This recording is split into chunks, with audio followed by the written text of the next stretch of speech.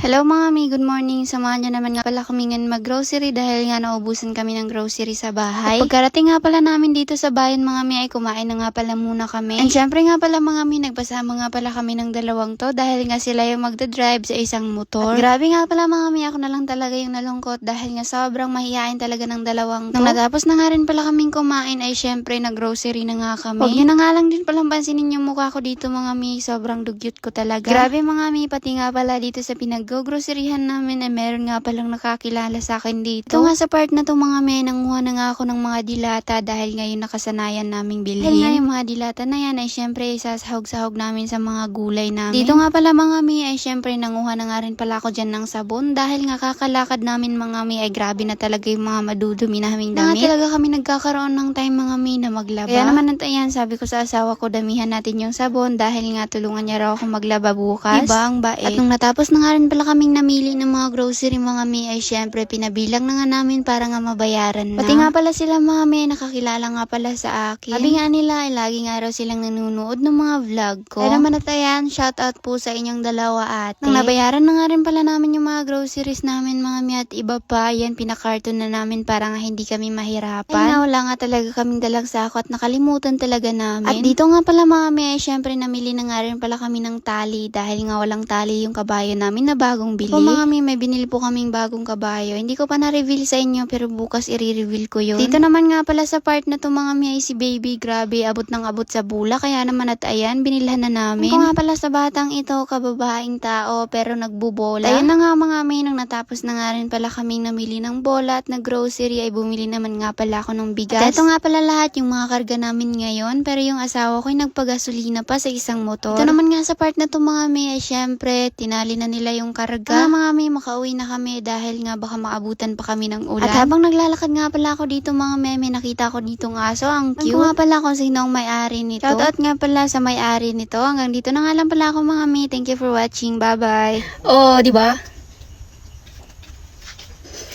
48,000 pesos ang napanalunan natin. Kaya, i-I mean, Jilly niya yan. Nasa comment section lang yung link. Go!